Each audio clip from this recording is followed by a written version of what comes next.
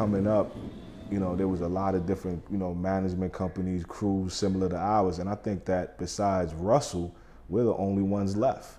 Well, the strategies is we're never satisfied. You know what I mean? It's kind of like, we started off with music and then we wanted to go to TV, we want to go to film. So we laid out the blueprint from day one.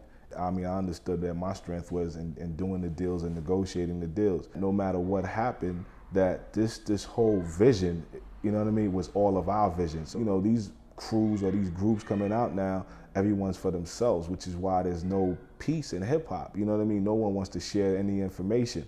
I remember Heavy D, telling Latifah, hold the mic like this, don't cuff the mic. If you're a tour bus, you're paying too much. Someone would tell you, look, man, go to this bus company. Now we try to talk to some of these young guys, they don't want to hear anything, but they don't understand and respect the people that kind of came before them. I wish I knew that content is king.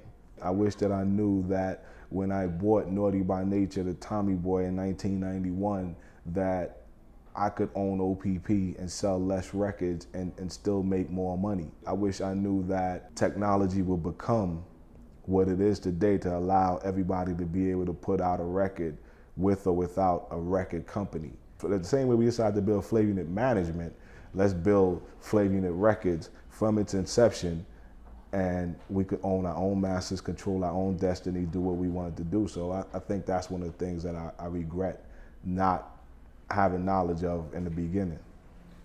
You got your racists, and everywhere that you go, I mean, I've been in meetings where people could not understand that. Here's this young black guy that manages 12 platinum artists, coming in, with jeans and t-shirt on, you know what I mean? And it's like, this is what I want, and this is what I expect, and this is what I'm gonna leave here with. They can't take that. Would they like to deal with their own rather than deal with you? Yes. You know what I mean? It ain't nothing changed. It's still the same thing. I think that they have to accept you because you have something that they want and need, you know what I mean, in order to make their bottom line. My philosophy has always been like, hey man, when you come from where I come from and seen what I've seen and been through what I've been through, this is easy, man. When I grew up in a roach-infested apartment in Flatbush, Brooklyn, man, I've had gunshots put me to sleep. I've seen, people that I love get killed. To look, at the blessing that God has given all of us, man, I was like, I remember walking down the street with Latifah, 11 years ago, and she saw a bedroom set that cost a couple of $1,000s, and she was dreaming about getting it,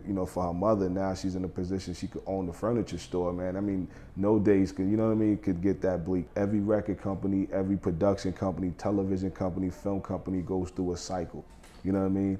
And you gotta get your cycle while it's hot, maintain until your turn comes around again. So that's how I've always looked at things. I don't have time to sit here and be negative and look at things like, well, Puffy has a hit record or he has 5 hit records. We don't have one.